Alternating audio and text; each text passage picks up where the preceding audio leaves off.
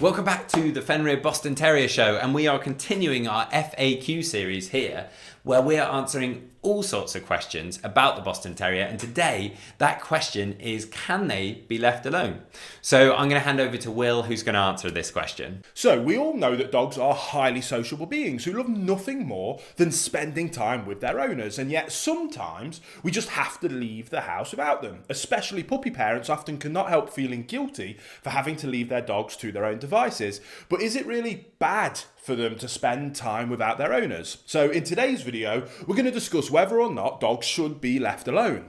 So then we will begin with the first reason why leaving your dog alone at home might actually be very good for them.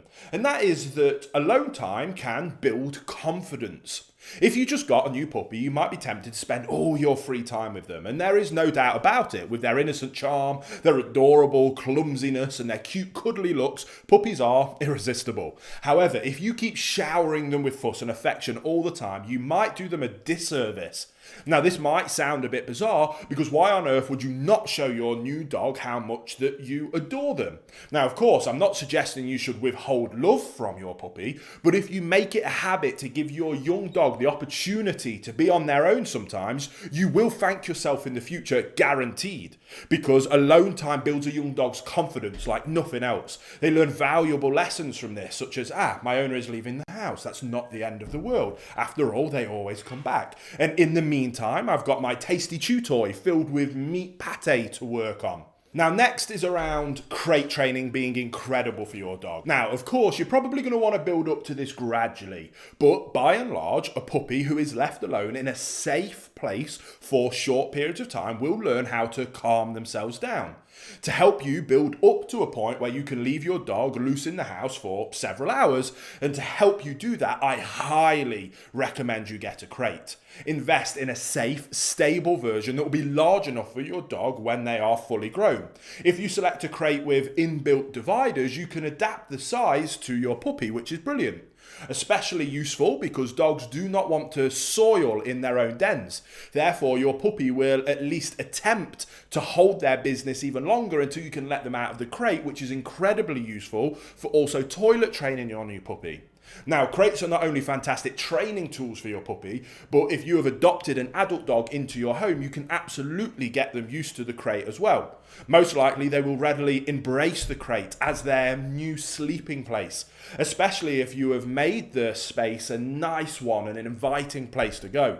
To do so, put a soft dog pillow or a thick blanket or a bed into the crate and cover the top with a blanket. In this way, you create a den-like atmosphere, which really naturally appeals to dogs and they find very secure and safe. Now, another tip to help manage your dog's alone time is by planning ahead and being proactive. As we said, giving your dog alone time does help them to build up confidence, and it teaches them to calm themselves down. This skill set will serve them well in all future life situations, and ideally you want your dog to develop it as soon as possible. However, especially if you have a very young puppy, you do want to move slowly with this.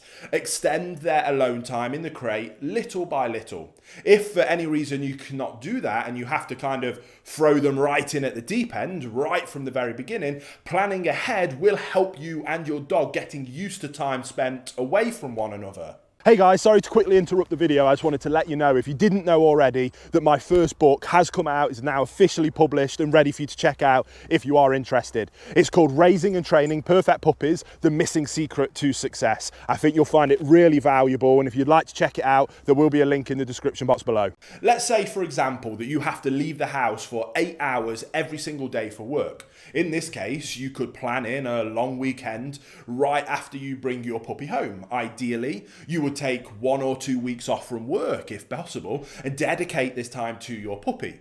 This will help your dog getting settled in more comfortably, but much more importantly, it will also give you time to bond with them and begin that crate training in a more gradual manner rather than having to chuck them right in at the deep end if you have to go straight back to work. But eventually, you will have to return to your routine, and to avoid making this a traumatic event for your puppy, you can enlist help. For example, you can make arrangements for family members to come over once or twice a day, especially in those early days, to let your puppy out for the toilet, to help on toilet training, and just give them a little bit of interaction. You can keep this routine up at least for the first 2 months, then switch to maybe once a day if you were doing it twice a day, and that helps as the dog is physically able to hold on to their business for longer periods of time. Ideally, these visits will leave the puppy pleasantly tired and content, and after they have received an appropriate dose of exercise and food and physical interaction, they should be more than happy to sleep for the majority of the time they spend back in their crate. If you have no family members or friends who are willing to take over these puppy duties while you're at work, you can hire a dog sitter or take your puppy to a reputable doggy daycare, especially in those early days. So in my opinion, yes, dogs should be taught how to be left on their own. Of course, in the ideal world, we will always have someone at hand to stay at home with our puppy, at least until they are a bit older and a bit better trained to be able to be left loose in the house. And ideally, we would not leave them for longer than a few hours at a time. However, there are many ways to navigate those challenges of having to leave your dog at home. And provided you are fully committed to making sure that you meet your dog's needs, especially during your absence, you absolutely can make this work. Alone time does not have to be bad for your dog. In fact, it can be an incredible thing. And as their loving owner and leader, you simply want to manage the situation in the best interest of your dog by setting them up for success, by planning ahead and being proactive, as a good, calm, consistent canine leader always does. So as always, guys, be your dog's leader, because leadership is love.